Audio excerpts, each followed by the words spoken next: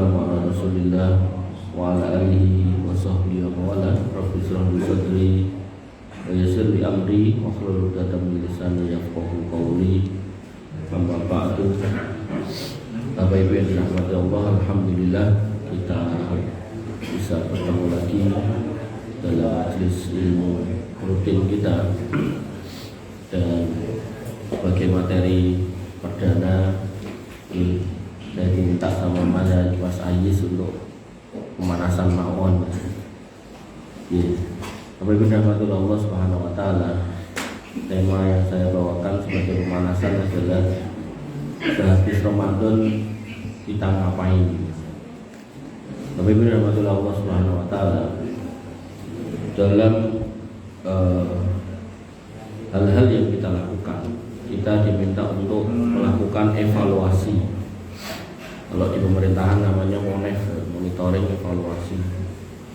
Nah, sebagai orang yang sudah diberikan wahana sarana untuk memperbaiki hati, memperbaiki jiwa selama sebulan, dan Allah menyampaikan tujuannya adalah la'alakum tattaqun, agar kalian menjadi hamba Allah yang bertakwa. Maka Ibnu Katsir menegaskan wal hikmatu min fardhihi tahsilut taqwa, dan hikmah seorang muslim itu diwajibkan berpuasa adalah agar dia menjadi orang yang bertakwa. Kenapa? Dalam ayat yang lain, yaitu Quran surat Al-Maidah ayat 27, Allah berfirman, innama yataqabbalullahu minal muttaqin. Sesungguhnya Allah hanya mau menerima amal dari orang yang bertakwa.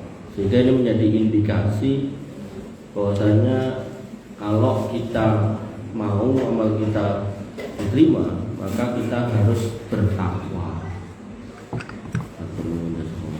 Nah, pertanyaan muncul dalam satu majelis di Purbayan. Ada seorang ibu yang bertanya, lalu bagaimana kita mengukur diri kita sudah menjadi orang yang bertakwa? Nah, Bapak Ibu rahmati Allah Subhanahu wa taala, kita cari, ternyata sudah ada ulama yang merumuskan, yaitu Imam Ibnu Rajab Al-Hambali rahimahullah. Beliau mengatakan, wa minha anna mu'adadatas siyam ba'da siyami Ramadan alamatun ala qabuli shaumi Ramadan. Dan di antara tanda diterimanya puasa, kan tadi amal itu akan diterima dari orang bertakwa, dan kita berpuasa agar kita bertakwa. Berarti kalau kita bertakwa, amal kita akan diterima. Nah, maka beliau mengatakan di antara tanda diterimanya puasa Ramadan seseorang, berarti orang itu orang bertakwa. Nanti kita evaluasi sendiri-sendiri ya, bukan usah mengevaluasi orang lain. Kita mengevaluasi diri kita. Anna mu'adadatas siyam ba'da siyami Ramadan alamatun ala qabuli shaumi Ramadan. Tanda orang itu puasanya diterima adalah masih mau tesih kersa baleni poso melih. Poso napa? Poso Syawal. Karena nanti ada orang yang mau Ramadan itu sudah anyel duluan, poso ini. Mungkin pas poso bedino niku rupane elek.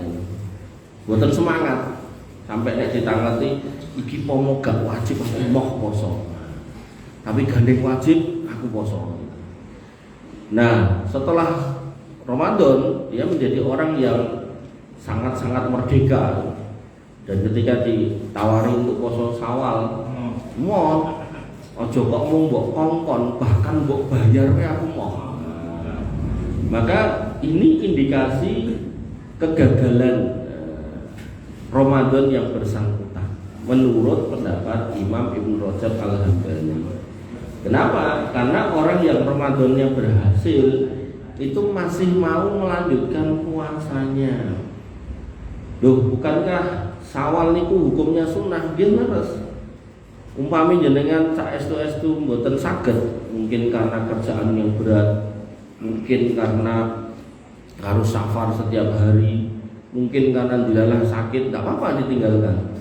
Tapi nek misal saged melakukan puasa Syawal, mungkin di hari Sabtu Ahadnya, mungkin di saat tidak kerja, bahkan mungkin kita sudah purna pensiun, bahkan di rumah tidak ngapa-ngapain, kon sampai tidak mau, maka itu menjadi indikasi gagalnya puasa Ramadannya.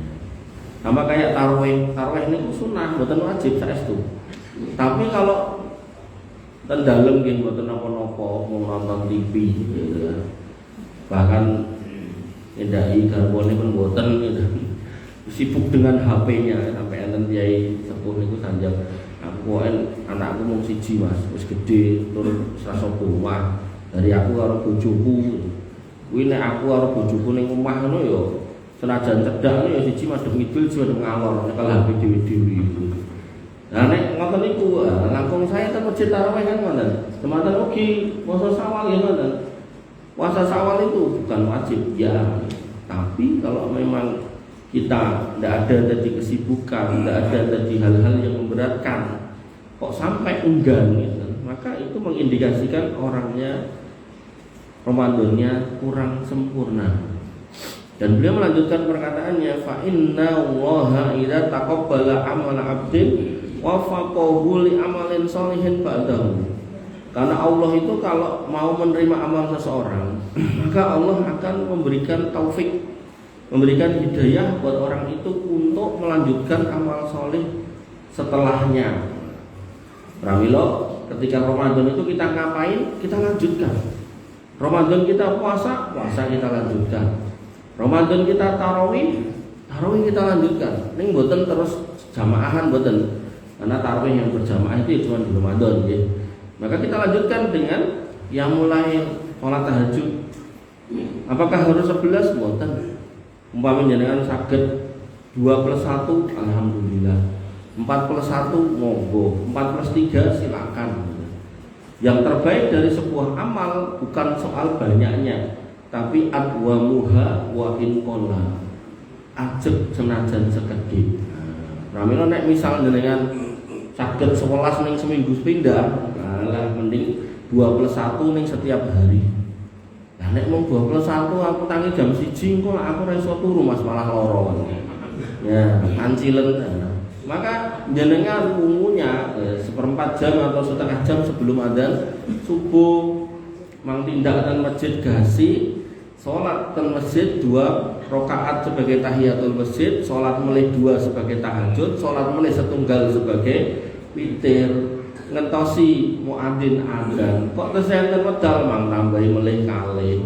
Tesih enten wedal tambahi melih kalih. Kok ketemune 6+1 alhamdulillah. Wonten. Nah, terus disiasati kalih nenggo salat subuh. Kalih mungkin nek jenengan teng dalem nggih, umpami wungune kegasian nggih mungkin kasilen malah sakit. Atau bisa juga mungkin nek kadoan saking subuh, mungkin jenengan bar niku tilem melih malah tangene kawanan. Salat tahajud dilakoni, salat subuh dikerekke ya niku nggih klentu nggih. Niku. Terus puasa dilanjutkan, tarawih dilanjutkan. Lajeng napa melih pas Ramadan niku tadarus. Tadarus dilanjutkan. Ketika Ramadan bisa 1 juz sehari misal, maka setelah Ramadan jenengan mau 2 juz sehari boleh. Oh, kok malah tambah akeh ta Mas? Nggih. Sak mampu jenengan, sehalaman sehari boleh. 10 ayat sehari boleh. Atau pada maghrib misal, pada maghrib pengajian, pada isya nggih boleh. Pada subuh nggih angsal. Terus jenengan piyambak yang noto ning jenengan rutinkan adwamuha wa in qalla. Sithik ndak apa-apa, sekedhik ndak apa-apa tapi ajeg. Niku nomor 3. Nomor sekawan, napa coba? Sedekah. Keutamaan sedekah di bulan puasa kan banyak. Dilipat gandakan 10 sampai 700. Kemudian memberi buka puasa orang yang berpuasa mendapatkan pahala yang sama. Nah, maka Bapak Ibu dan Allah, setelah Ramadan jenengan lanjutkan. Jangan berhenti. Nah, wong kayak buka poso mah dadak golek wong poso lak kongelan. Boten kedah ngoten. Nah, terus misalnya jenengan lanjutkan setiap pagi jenengan ten masjid beto 2.000 napa 1.000 napa 500 pun mengke begitu masuk lebokke klutik jenengan rutinkan apakah setiap subuh boleh, setiap maghrib boleh, setiap ke masjid boleh pun monggo jenengan piyambak yang noto sesuai kesanggupan sendiri-sendiri masing-masing. Nah kok kudu ngono Mas? Allah mengirim setiap hari 2 malaikat. 2 malaikat yang senantiasa berdoa khususon buat orang yang berinfak. Satu, doanya doa baik. Allahumma ati munfikan khalafan. Ya Allah, ini orang senang berinfak, mangparingi gentos ingkang langkung sae. Kemudian malaikat yang kedua doanya jelek. Allahumma ati mumsikan talafan. Ya Allah, ini orang pelit, mangatos wegah, sewu wegah. Maka berikanlah kebinasaan atas hartanya. Niki malaikat niki setiap hari mendoakannya. Makanya ketika dengan Ramadan mampu berbuat banyak, maka selepas Ramadan jangan sampai absen. Sehingga nanti di dalam Al-Quran ada potongan ayat wala tulqu biaidikum ila tahluka. Jangan kamu ceburkan dirimu ke dalam kebinasaan. Niku sebagian pendakwah, sebagian ustadz, sebagian pengajar itu menggunakan ayat itu sebagai dalil larangan bunuh diri. Itu benar, tidak salah. Tapi ketika kita membaca tafsirnya, asbabun nuzulnya itu adalah adanya seorang sahabat yang dia setiap ada jihad selalu dimintai andilnya, dimintai sumbangannya, dia selalu ikut. Nah pada satu ketika ada jihad dia absen, aku tak leren, maksud aku melu terus nyumbang. Maka turun ayat itu, wala tulqu biaidikum ila tahluka. Jangan kamu jatuhkan dirimu ke dalam kebinasaan. Kenapa dikatakan binasa? Karena inna nafsala amaratun bisu, jiwa itu mendorong pada hal yang jelek. Begitu kita iyakan untuk jadi pelit walaupun sekali, kuatire dibablaske terus kuman. Oh jebule aku ora infak yo, ning kudu dodolan kekleng yo cek payu. Akhirnya sesuk wegah meneh gitu. Dibaleni mulai dari mulai jebul aku pelit ternyata malah laris timbang wingi aku lomo. Akhirnya istidrot datang, musibah itu. Makanya musibah terbesar di dalam hidup itu jane bukan boten tidak punya duit, tapi justru didapatkan fitnah syubhat, yaitu fitnah kesalahpahaman di mana orang merasa dapat rezeki ketika dia justru tidak menjadi orang taat. Sholat duitnya sedikit, begitu tidak sholat duitnya oke, ngono aku gak usah sholat aja. Niku namanya fitnah syubhat. Bagaimana orang itu terfitnah salah kaprah dalam memahami skema rizki yang barokah. Jadi ada sebagian orang, aku nek jujur ternyata ya ono ya ini tempakanku wit motor elek, bareng aku korupsi suatu mobil. Nah, ini jelek niku. Niku pemahaman yang sangat-sangat jelek. Mungkin kepanggilan yang kula ten penjara jawabane Pak dugi mriki Pak. Nggih kula anu niki bar kedol lemah kok desa. Jadi cerita ya ora isin. Makanya Bapak Ibu dan Allah Subhanahu wa taala itu namanya fitnah syubhat. Terus salah ning wonten rumangsa. Mungkin jatuhnya istidrat dilulu. Atau mungkin saya pernah cerita anak muda yang masih muda, orang tuanya mungkin seneng mampu membelikan motor yang besar Ninja gitu kan, dan dia masih sangat muda. Akhirnya namanya numpak motor gede, kursinya gede, mboten saged alon. Digas banter. Mulai pas numpak niku nggih mungkin penggalih wis kaya pembalap motor GP gitu kan. Akhirnya begitu turun dari Kaliurang mau ke arah Jogja, ngekosnya dan Kaliurang pagi-pagi kepasi niku medal ibu-ibu hamil tua, medal ke pom bensin. Ajeng kering ngeranya ndak tenggel sisan diesel. Gue mati sak anake. Motornya tugel. Ucahe gagal otak. Dan biasanya kalau udah kayak gitu orang tua biasanya cuma nyesel. Nah, nyesel itu selalu di akhir. Nah, kalau di depan namanya pendaftaran. Makanya Bapak Ibu rahmatullah Allah Subhanahu wa taala, kembali ke sini. Tadi sudah siam, qiyam, sedekah, tadarus. Boleh Pak Jawa. Kalau ini pas Ramadan ngapain? Sampai lali ya.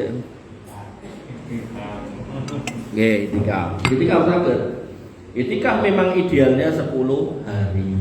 Tapi karena ada kondisi-kondisi yang tidak memungkinkan, kan ada dalil yang berbunyi al-muslimuna ala surutihim. Orang-orang yang beriman itu wajib memenuhi syarat-syarat perjanjiannya. Artinya misal yang masih dinas dengan tah PNS napa mboten yang masih dinas kan wajib ngantor. Nah, maka itikaf hukumnya sunnah, wajib memenuhi akad wajib hukumnya. Maka wajib ketemu sunnah ya harus ngantor, tidak boleh itikaf. Kecuali ngajukan cuti diizinkan nah baru itikaf. Nah, sehingga dalam kondisi-kondisi seperti itu, namanya niku tentara, polisi, aku mau juga mudik soalnya mau itikaf lah, besok dipecat. Nah, maka dalam kondisi seperti itu, sebagian ulama kemudian memformulasi itikaf itu bahwasanya satu keadaan di mana kita jumeneng di masjid, lenggah, duduk, zikir, wirid, nah, seneng di masjid. Masjid menjadi tempat di mana kita kemudian menenangkan jiwa, menenangkan diri. Nah, bisa dengan zikir, wirid, baca Quran dan seterusnya. Dan tidak harus kemudian 10 hari. Walaupun idealnya utamanya 10 hari. Nah, maka Bapak Ibu rahmatullah Allah Subhanahu wa taala, itikaf ini melanjutkan. Iya maksudnya Mas. Jenengan nek nate menyimak, ya mungkin pernah saya sampaikan bahwasanya Ali bin Abi Thalib ini sepupu dari manusia terbaik, sinten? Rasul. Kemudian beliau menikah dengan seorang wanita terbaik, sinten?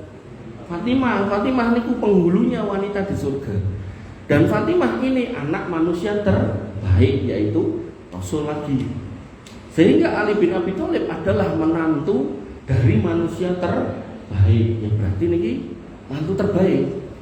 Mantu terbaik, sepupu terbaik, saudara terbaik. Bahkan pada satu majelis Nabi itu pernah menyatakan mengko mangkat perang, bendera perang. Zaman dulu itu ajeng perang itu betul bendera. Bendera itu harus dipegang oleh panglima perangnya dulu. Dan itu tidak boleh patah, tidak boleh ambruk. Niku Nabi mengatakan mengko tak lungki bendera perang kuwi kepada seorang laki-laki yang dia mencintai Allah dan Rasulnya, begitu pula Allah dan Rasulnya mencintai dia. Wah niku yang hadir itu sami ngarep-arep uga-uga kuwi aku. Enggak apa-apa. Pengen kan enggak apa-apa. Maka yang terjadi napa? Begitu Nabi keluar, yang dicari Ali bin Abi Thalib. Ali bin Ali.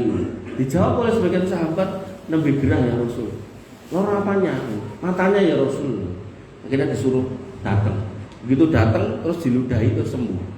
Itu salah satu mukjizat Nabi, ludahnya bisa menjadi obat. Ini ngampun dikiaske ten Ustadz Kiai, mungkin Pak Joko kalau matanya sakit terus Mas idonono aku. Mungkin tambah loro. Ampun ya, ampun. Nah, maka Bapak Ibu rahmatullah Allah, dia berarti panglima perang terbaik, walaupun ada Khalid bin Walid dan seterusnya. Karena sempat dipilih oleh Nabi berarti ini panglima perang terbaik. Bahkan ketika dua pasukan perang ini ketemu, niki ada sebelum peperangan yang sebenarnya dua pasukan ini, itu ada namanya perang tanding 1 lawan 1, minimal 2-3 kali terjadi, nanti baru tempur yang benernya. Nah, niku Ali bin Abi Thalib selalu menyodorkan diri. Pernah suatu ketika niku jagoan niku Quraisy niki Nabi sudah kira-kira iki kudu wong sing paling kuat, paling hebat. Niki kaum muslimin tidak ada yang berani maju. Kula kesupen namine, ya ini nih. Gak ada yang berani maju. Ali saya. Nabi yang ngeman gitu, usik-usik liyane wae. Liyane nang segel. Akhirnya kita tetap Ali yang maju. Ya menang, Pak. Jadi dia petarung terbaik, mantu terbaik, sepupu terbaik, saudara terbaik, panglima terbaik, terus komplit. Nikah dengan wanita terbaik, anak terbaik, dari manusia terbaik. Kurang pripun. Nah, makanya Bapak Ibu rahmatullah Allah, kalau kita lihat kombinasi ngoten niku seolah-olah ini mesti orang bakalan enek masalah kan gitu. Tapi ya tetap namanya orang rumah tangga, berumah tangga tetap punya masalah. Tapi orang itu kalau sudah terdidik dengan agama, niku nek enten masalah nggih mboten aneh-aneh, mboten pripun-pripun. Dia sudah tahu nek memang masalah ini harus diselesaikan, dan salah satu bentuk menyelesaikan masalah dengan seorang wanita niku napa? Nek Kiai istri nembe ketek. Nah, solusinya paling gampang nyingkir. Soalnya nek disauri bablas. Nah, direkam malah. Dinggo masteran murai. Lah, niku Ali bin Abi Thalib ketika berantem dengan istrinya nyingkir. Lah nyingkire ten pundi? Ten masjid, Pak. Ten masjid ngapain dia? Marah-marah, enggak, tidur, ngekar sampai tidur. Nah, terus mertua terbaik ini yang merupakan manusia terbaik juga sallallahu alaihi wasallam datang. Apakah marahi mantunya ini? Enggak, cuman gugah. Kum ya abaturok tangio bapaknya lemah. Kenapa disebut bapaknya lemah? Karena tidur di lantai masjid yang masih bentuknya pasir. Nah, mangke ten Madura niku enten kampung niku sak kampung sak desa niku seneng lantainya pasir laut disaring ngono taruh mriku. Dan ternyata nek secara teori fisika jenengan nyeker niku dengan catatan tempat nyeker niku anu nggih mboten tempat sing kotor, misal ada kotoran-kotoran apa gitu, tapi maksudnya yang masih bersih, kelihatan bersih kan, misal latar dan jalan yang bersih gitu. Niku ternyata ada napa istilahnya, ada sisi positifnya. Jadi elektron-elektron dari bumi akan nyampe ke jenengan dan di situ nanti akan mengaktifkan biokimia yang ada dalam tubuh. Kita ngoten lah penjelasan gambelnya. Terus jenengan yang remen nyeker niku saya ning nyekernya di tempat-tempat yang baik. Ning kamar mandi toilet sing enggak jelas ngoten nyeker enggak boleh. Nanti di kamar mandi malah sunahnya pakai sandal. Makanya dalam Islam itu sebenarnya poin-poin sunah-sunah Nabi itu kalau kita mau meneliti sisi ilmiahnya itu masuk semuanya. Nah, Ali bin Abi Thalib cuma dibuka, dibangunkan dan cuma bangun. Nah, terus ini juga menjadi fikih kalau kita jadi mertua, ya kalau nggak diminta untuk masuk menyelesaikan permasalahan putrone, nggak usah kemudian titik-titik nyampuri. Kadang yang terlibat adalah emosi, kadang putrane cerita juga nggak pas, ditambah-tambahin dibumboni ben tambah sedep, akhirnya tambah rame bubar, ya kan. Akhirnya sing setri ya, malah jadi rondo. Nah, itu juga hal-hal yang mungkin perlu kita jaga. Nah, Bapak Ibu rahmati oleh Allah, pelajarannya bahwasanya ketika Ramadan kita berusaha untuk sering duduk di masjid alias itikaf sesuai dengan kelonggaran waktu kita, maka khususan panjenengan yang kakung-kakung niki niku mangremen lenggahken masjid, ampun lenggahken ratan ditabrak ndan. Dan Nabi sudah mengingatkan iyakum wal julus alat turuqat, aja do lingguh-lingguh ning dalan. Terus tongkrongan ten dalan niku mboten sae jane. Tapi Nabi juga mengatakan nek memang dibutuhkan, kan sahabat ada yang mengatakan ini tahke ya Rasul. Nek memang dibutuhkan waktu hakut torik, ya, berikanlah haknya jalan. Wa mahakut torik, dan apa itu hak jalan? Ghodul basori, tundukkan pandangan. Wa kaful ada, dan tahan dirimu dari berbuat yang jelek. Nah, kadang akhirnya nek dalan niku napa? Ngisoti wong lewat. Nah, niku nggih akhirnya kan melanggar hadis niku. Nah, maka Bapak Ibu rahmati Allah, kita suka atau senang di masjid itu menenangkan hati. Nah, sehingga jenengan nek niteni niku obat-obat mumet niku bodrek paramek wonten mixagrip napa niku. Dikolgin napa niku nek gambare kaya jaler kabeh. Itu menunjukkan bahwasanya memang kita itu harus menanggung banyak pikiran, menanggung banyak cerita. Yang kalau kita tidak tahu rumusnya, tadi itu loh, senengin nongkrong ning perapatan, senengin nongkrong di tempat-tempat yang mungkin banyak setan berseliweran di situ, kesambet akhirnya nggih dados gila. Makanya orang gila pun nek jenengan survei tendalan itu banyak yang laki-laki, Pak. Banyak yang laki-laki. Makanya Bapak Ibu rahmatullah Allah Subhanahu wa taala yang harus kita ambil ibrahnya bahwasanya Ramadan membuat kita sering masuk masjid, maka dengan sering masuk masjid itu ya kita senang ke masjid. Artinya kalau misalnya jenengan nenggo garwa Pak Entenonon suwe ra kira-kira sak jam pun atus masjid terdekat masuk meriku. Lah apa Mas? Salat duha saged, zikir wirid saged. Nek perlu tidur gitu.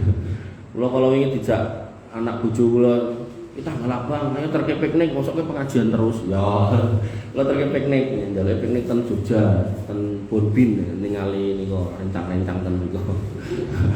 Nah, bar kepanggih to. Oh nek wong lanang iki napa to? sopir, sipir, kasir, komplit. Sing nyopir nggih kula. Engko teko nggone bayari. Terus arep pamit aku tak turu sik diluk ya ora entuk wong dadi sipir kon dadi niku sing ngangon niku. Mboten asal. Niku mangkat mulih ngoten niku. Pas mulih niku ngantuk banget wis tekan klaten cemplunge masjid. Wah apa bukan mau salat ora, hampir turu. Dadi mbang enten napa-napa ya kan. Wong napa bojo kula nggih kesel ya, keseling mlaku, keseling nyeneni bocah-bocah niku. Ini pun kalau makler setengah jam penak ya lanjut. Makanya Bapak rahmatullah Allah Subhanahu Wa Taala kembali ke situ kita harus senang untuk istirahat di masjid, duduk di masjid, merenung di masjid, bahkan berpikir di masjid itu saya itu misalnya dengan ada kerjaan-kerjaan yang mungkin bisa dikerjakan di masjid, nah itu bisa dibawa di masjid, misalnya nulis, ngetik gitu kan. Merenung, nah itu inspirasi itu bisa datang banyak dari masjid. Nah, niku yang kelima. Nah, terus nomor Pak Joko, yang keenam, nomor kajian. Kajian niku pas poso niku minimal dengan ping kalih dinten. Bar subuh kali bar tarweh atau sakderenge tarweh pokoke ben tarweh niku lah. Untung tarweh kali untung subuh ngoten niku to. Mungkin jek ketambahan pas buka, sok jek ketambahan siang ngoten niku. Kula niku pada asar enten, ajeng buka enten, subuh enten, tarweh enten, dintene minimal ping sekawan. Niku sing buka niku eling kula niku kosong niku namung ping sekawan dia. Berarti 26 niku isi. Nah, Bapak Ibu rahmatullah Allah Subhanahu Wa Taala, kita bisa pas Ramadan itu sebanyak itu. Minimal yes, anggaplah 60 diskon 10, 50 kali lah. Maka begitu lepas Ramadan jenengan lanjutkan apa harus 60 mboten usah. Sesuai dengan kemampuan tadi. Oh, aku nek adoh wis ra iso numpak motor, Mas. Nggih pun caket ten masjid mriki mawon. Tinggal mriki masjid mriki ping pinten misal seminggu ping 3 nggih monggo. Mungkin niku terus ditambahi Jumatan berarti tambah sekawan. 3 ping sekawan rolas tambah sekawan 16 pun niku ditelateni. Oh nek rada aduh sithik aku iso kok wong aku iso nyepeda misal ten pundi misal ten mriko Mutakin napa ten Al-A'la mriki napa nyebrang mriku nah monggo artinya jenengan yang noto piyambak nggih Bapak Ibu rahmatullah Allah Subhanahu Wa Taala niku majelis ilmu lha napa meneh Pak Joko iki Pak Joko wae lah tak tekoki biasanya Pak Joko nekoki murid iki kula tekoki nah Pak Joko pun gangsal niki napa? Mpun mau tak ada terus. Gangsal mau tak ada terus mpun. Napa? Napa Pak Tono? Gawe tengkleng Mas. Nggih. Terus di dalam hidup nek jenengan kemutan ada 2 hal yaitu satu ibadah, satu napa? Muamalah. Ibadah tadi yang kita sebutkan ada sholat, ada qiyamul lail, baca Quran, itikaf gitu kan. Nah, lalu muamalahnya waktu puasa seperti apa? Kata Nabi, nggih, man lam yada qaulaz zur wal amali bih falaisa lillahi hajan min ayyada ta'amahu wa syarabah. Sapa wonge sing poso ora gelem ninggalke apus-apus, omongan apus-apus karo perbuatan apus-apus, maka Allah ndak butuh sama puasanya. Nah, pas puasa kita meninggalkan itu omongan apus-apus dan perbuatan apus-apus, kita tinggalkan. Enggak mau aku ngapusin iki poso. Nah, maka kembali ke perkataan Ibnu Rajab Al-Hambali bahwasanya sawabul hasanati al-hasanatu ba'daha, tanda balasan atas kebaikan adalah berbuat baik setelahnya. Maknanya berarti ketika kita waktu puasa melatih diri untuk tidak berbohong dan berbuat dusta, maka setelah Ramadan kita mengusahakan melanjutkan itu. Jangan justru kok saiki maling meneh. Ini kan poso aku prei. Saiki aku makan dinis meneh gitu. Apa ngoten? Loh, wingi ketoke poso wis ra main. Ini kan poso, Bro. Iki kan wis ora. Ya main meneh no, ndak boleh. Nah, Iki hobi ya kudu ditelateni sampai mati ya niku klentu nek tak boleh.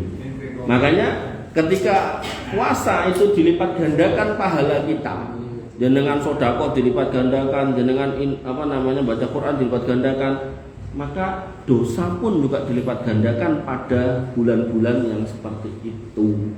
Makanya bermaksiat di bulan-bulan penuh keutamaan itu berpotensi dosanya langkung kathah. Nah, sehingga ketika kita sudah meninggalkan itu selama sebulan, sudah latihan, nah ini kok harus dilanjutkan.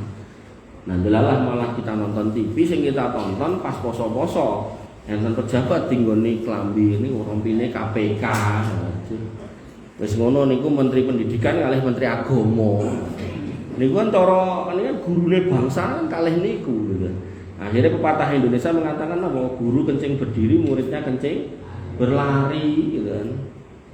Terus akhirnya ngobrol bareng ngisi pengawasan dinten Jumat kepungkur niku di lalu niku. Terus di enten niku napa daharane. Nah, begitu pun rampung ya kalian ngobrol ke kurban. Niku ya ini sanjang tak mirim niku. Wah, ning kene Mas. Ibu kurban entuk era sepiro kok kadang sing ra kurban entuk akeh. Lah kok ngoten? Lah sangu kresek kok. Lah napa nek ngewangi mboten dikek weh ngene iki daging akeh Mas. Ngewangi iki wong siji sekilo. Dadi nek wong sing sahibul kurban kuwi anake papat sekalian kali bapak ibuke iku papat tambah 6 kilo. Ning kan kadang wong sahibul kurban sok ora metu, sing metu ora kurban. Wis entuk sekilo ping 4 petang kilo jek tambah kresek kuwi mau gitu. Lah niki enten CCTV enten. Wong niku malah dipun dicatet nami-namine kok. Terus CCTV itu disimpen tahun niki niku sing go kresek niku sinten niku. Nah terus tindak lanjutnya nopo nih? Dia namun saged kita sampaikan ke RT saja. Nah terus tahun depannya ya baleni meneh wonge. Lah nek mboten disampaikan pengawasan, sampai ke Mas, pengawasan disampaikan kadang khotbah Jumat gitu disampaikan disinggung komplit niku. Nah terus biayane lah wonge ora tau mangkat. Seruat niku. Aduh. Lagi. Aduh. Terus saking ten masjid niku masjid ten niku namanya Masjid Al-Muhtadin saking kathah hewan kurbannya. Itu sampai kados napa jeroan ngoten niku mboten kersa ngurusi. Dibalekke ten sahibul kurban. Nah niki nek mboten duwe ilmune mboten saged. Oh ngene Pak nika Pak Fulan niku dikeki babat ngono, terus dimasak ngono, rasane rasa telek. Mungkin resep perindapan yakne aku. Oh, kan babat niku mboten mau dikumbah kedah diklothok ini kok. Nah, jadi kalau yang bawa kresek, mama itu sudah sesuatu yang tidak dipakai, disingkirkan, bahkan mungkin nek ditanya sama panitianya iki meh digua misalnya nonton, itu boleh dikreseki lah. Tapi saya tanya, Jojo sing dikreseki jeroan ngoten niku mboten. Wong igo cacahe 36 diitung gane 16 gitu. Oh, berarti yang ngerah sing apik gitu loh. Makanya Bapak Ibu dan rahmatullah Allah di depan tadi bahasanya perbuatan dusta, omongan dusta, perbuatan dusta ngoten niku termasuk. Itu harus dihentikan, jangan sampai dilanjutkan. Ya. Nah kan ini dudu daging babi, ini daging kurban, anjing. Tapi kalau diambil dengan cara yang tidak benar, jadinya nggih tidak halal. Pramila panitia kurban itu harus mengklirkan. Sing didumke apa, sing gak didumke bakal dibucal niku napa. Pramila nek misal ning masjid iki kulite gak didumke, sapa sing gelem, nah monggo. Nek perlu sang karung ndak apa-apa, kulite gede gitu, karungi. Moh to ora didumke to, karungi yo aku njaluk rong karung, monggo. Tapi kalau sesuatu itu yang dibagikan, nah itu tidak boleh. Ngaten. Sematan ugi kalau wingi ten ndikit Al Kudus niki ditangeti kula babagan zakat fitrah. Zakat fitrah niku dihitung per gundul niku per kakak. Per gundul apa per kakak ten niki? Kakak. Oke. Pertanyaan lagi yang kedua, semua kakak dikasih napa mboten? Tidak. Maka sebelum saya jawab itu saya sampaikan, ketika kita ngomongkan zakat fitrah dan zakat mal, itu mustahiknya ada 8. Nanti khilaf ulama tentang zakat fitrah Ada ulama yang berpendapat zakat fitrah itu cuma buat fakir dan miskin. Walaupun nanti ada tambahannya amil gitu kan.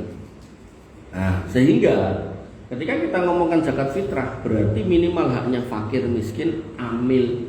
Umpama ngersake tambahan maka harus masuk dalam 8 asnaf, 8 kategori golongan.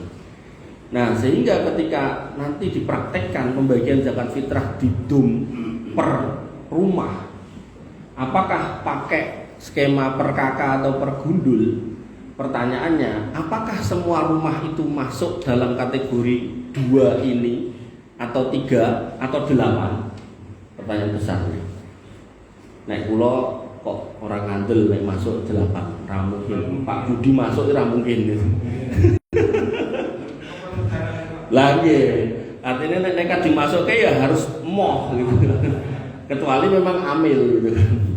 Aku amil lo melu nimbangi ya enggak apa-apa gitu. Tapi nek enggak ya enggak boleh dimasukkan. Meleh misal Pak Dari misal pun boten dados ketua takmir.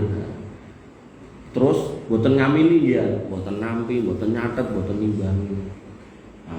Angsal pensiunan.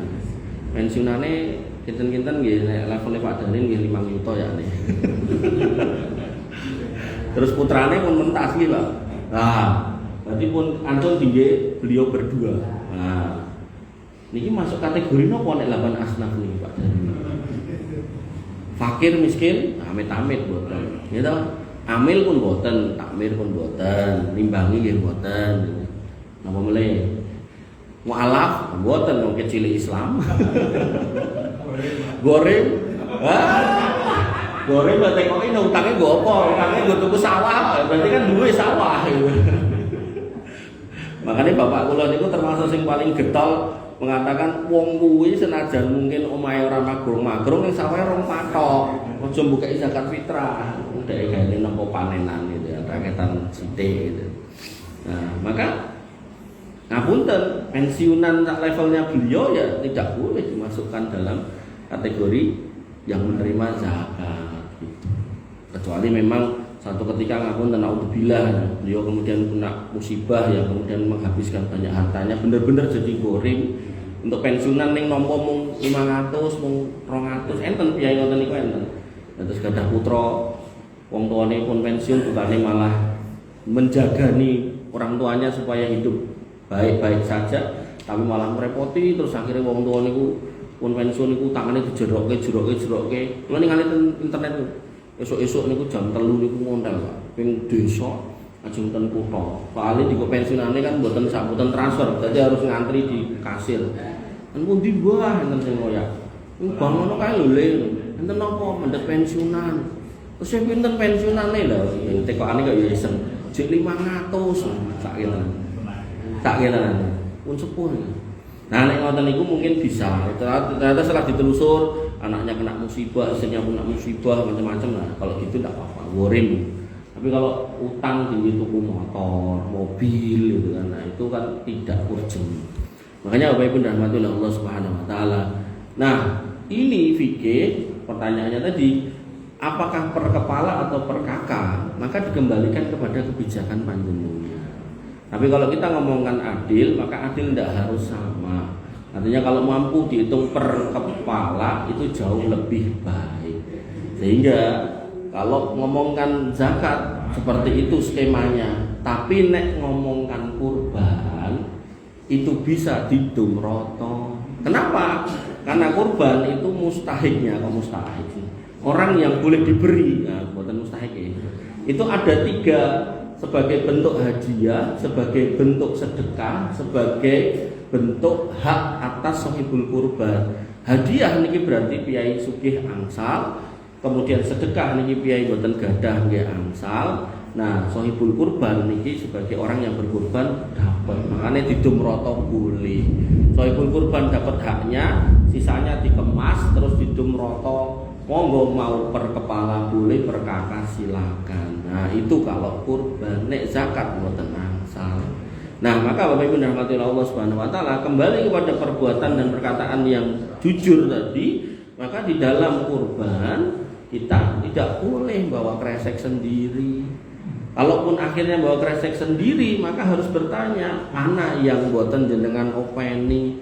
Oh sing nika blondot sisih nika gajih nika. Nah, niku boleh dikreseki, tapi yang memang itu nanti akan dibagi, maka tidak boleh dibawa pergi atau dibawa pulang. Termasuk dalam konteks zakat gitu kan. Nanti ada sebagian orang niku nakal. Ini sing zakat wong sugih, mesti beras apik, disingkir sik gitu kan. Nah, beras-beras elek, beras jatah dicampur didungke pada paket miskin. Iki jatah hamil lho ya, aja mbok apa-apake.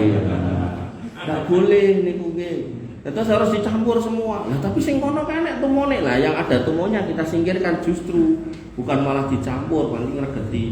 Terus kita tanya sama sing kurban, nek mantun, ngapunten niki mang kirim niki kathah tumone lho. Niki nek diitung berase karo tumone akeh tumone lho.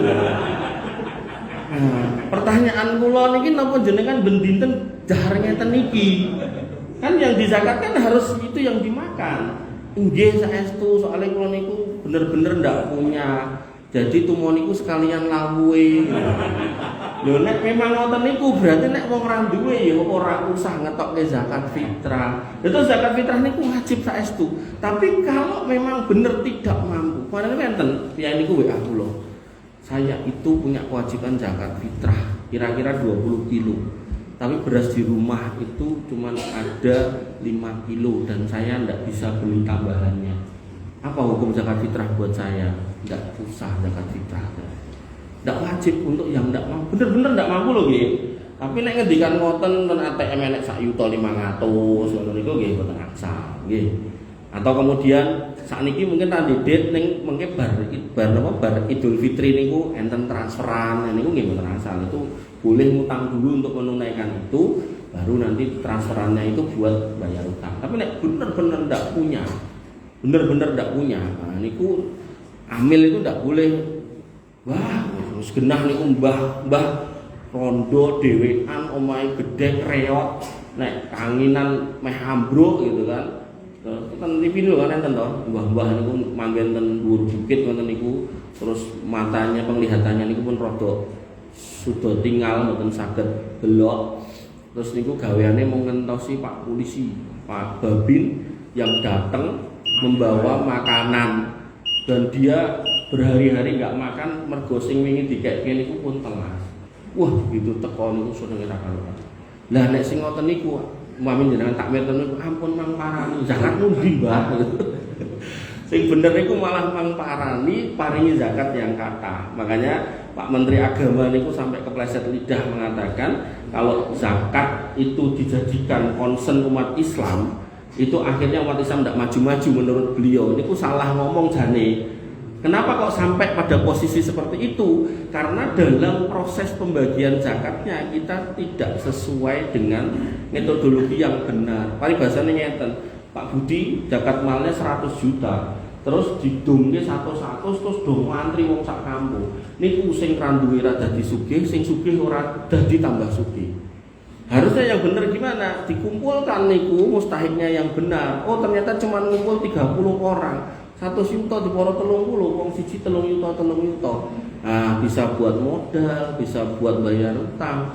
Harapannya tahun depan tidak jadi mustahik tapi jadi muzaki. Ya, kalau manajemen pembagiannya benar, insya Allah syariat itu akan benar-benar membumi dengan baik dan benar, akan benar-benar menjadi keberkahan semua. Tapi kalau yang kita lihat didongke 50-50 satu-satu wong sambuh niku ngantri idak-idakan enten sing mati. Pengen dapat pahala ngedum zakat ini malah untuk dosa pembunuhan tidak disengaja. Loh dalam Islam itu wonten niku termasuk kategori pembunuhan. Berarti memfasilitasi suatu keadaan di mana akhirnya orang mati sia-sia, itu pelakunya bisa kena hukuman karena pembunuhan tidak sengaja. Nah di dunia tidak ada yang nuntut, jadi akhirat nanti akan ditanyakan. Gue pilih mengatakan Bapak Ibu yang dirahmati oleh Allah, pemanasan dari saya. Sebenarnya masih ada beberapa lanjutannya tapi tidak apa-apa karena sudah ada, nanti saya harus geser. Alhamdulillah subhanakallahumma